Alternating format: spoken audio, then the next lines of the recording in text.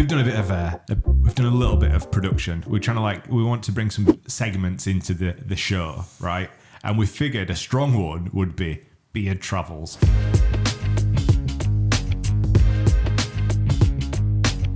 You travel quite a lot. I travel quite a lot, but most importantly, you travel quite a lot. So we thought we'd introduce a segment called Beard Travels.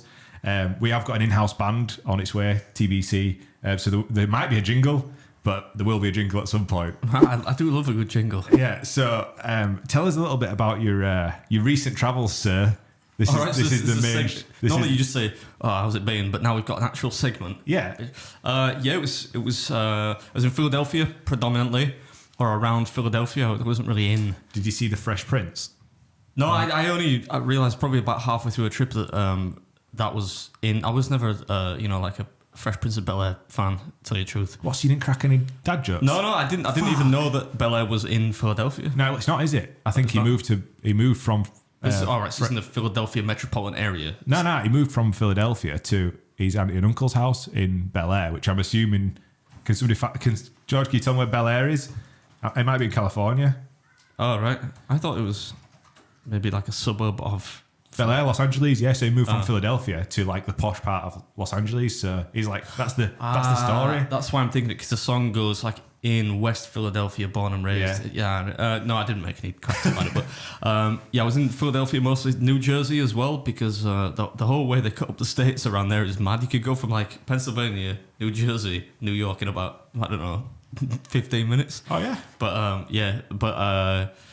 It was hectic, lots of stuff, but the weather was nice, and got not as many videos as I would have liked done.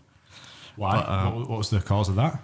I think mostly Nathan's, which was at the end of the trip, where normally I get like eight videos pretty much on a trip, and I only got 7 this time.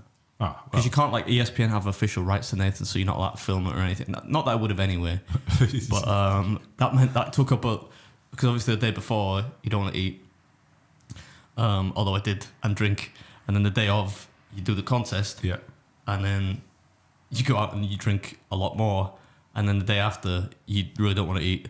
You just concentrate on surviving. You look like shit when you give. Yeah, man. So people were asking me why I was shaking on my Instagram story. Thinking because I'm hungover. I'm 37, I'm like really hungover. And then the day after that, I was traveling home. So although I have actually filmed a video before traveling, I did that in LA years ago.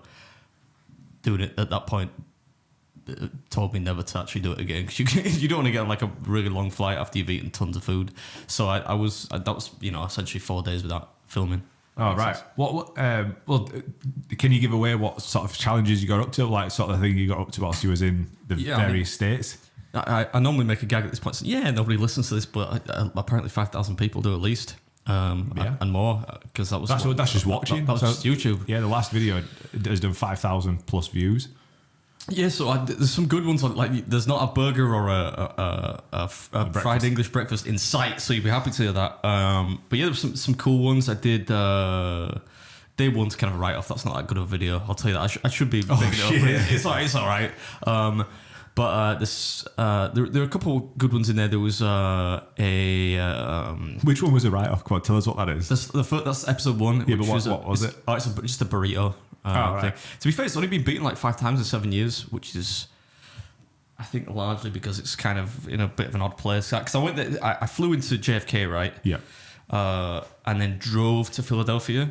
But I thought, like, in driving there, I would stop on the way, which was in New Jersey, right? Somewhere I forget where, but somewhere in New Jersey. I thought I would just do this burrito challenge, so I did. Off a plane? So I got off the plane and then I stayed this really weird like casino hotel near JFK, which was really expensive. I didn't mean to. It's just because I booked it like really late. Because I thought, it'd be cool. I'll just drive. I'd get off the plane after whatever hours of traveling and then drive 2.5 hours to Philly. But I thought, as it got close to time, I thought, I should probably sleep near the airport and then travel the next day. But yeah, I went down, I forget the name of the place now, but it was a burrito challenge. And those are kind of like, it looked pretty, it was like a tall, but normally burritos are quite long and flat. And this was like unique in its height, let's say. Stature. Yeah.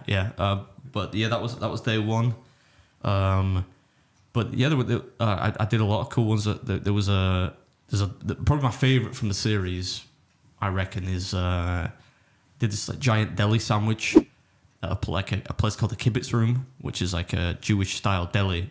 Again, that was in New Jersey, so it was on my way back to New York for Nathan's. But there's a lot of staff reaction and stuff in that, which is obviously for me that's stuff gold, you can't plan, but that's like kind of gold dust, right? You don't know what's going to happen. So when that does happen, it makes, I think, for an entertaining video, it's quite a long one as well. You seem to have quite a lot of that in your videos recently, like the reactions and the interaction, and obviously on the American series, you had the little DJI GoPro thing on the table. I really liked that angle. Started doing that now, yeah. I like it. It's I had to it looks so bad though, like in low light. So like a lot of it is black and white. So I put like a little black and white filter on because it looks so bad. I can't, like the colours just don't look right. So I'd make that like a black and white thing. But yeah, like a CCTV, you could put like little like borders around it, a little recording. I don't know. Yeah. That's a good idea. Maybe I do that. But it was there was some good ones. I met up with my friend, good friend Bob Shout, who a lot of people know from I did a video with him when I was in was it Florida? Notorious Bob. Yeah. The one where I kind of sold him out, and I want to meet him.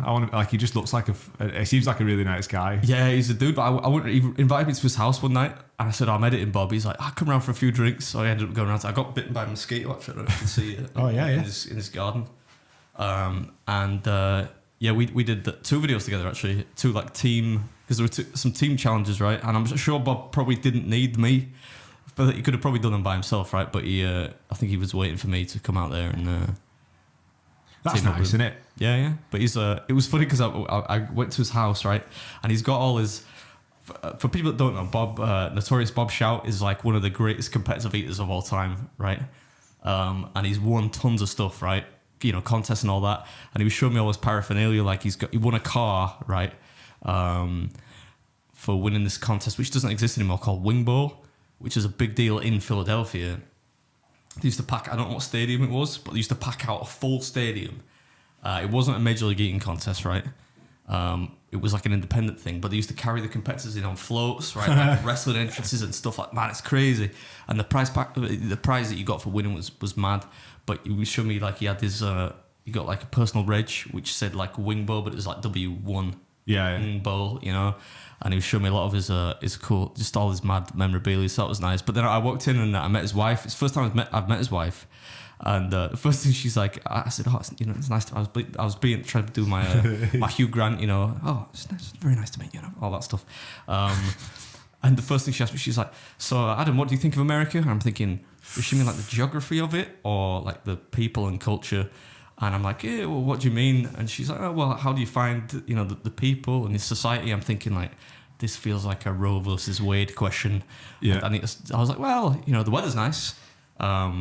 So yeah, I dodged that one. But yeah, it's nice to see Bob. Always nice to see other, you know, people that do this mad stuff. Yeah, the last thing you want to do is walk into somebody's home and start talking about politics and religion or whatever. Yeah, I thought like, because I think it, I don't, you don't really know like about how, but religion and politics, the first time you meet somebody, for me, I would always avoid because I don't want to piss anyone off.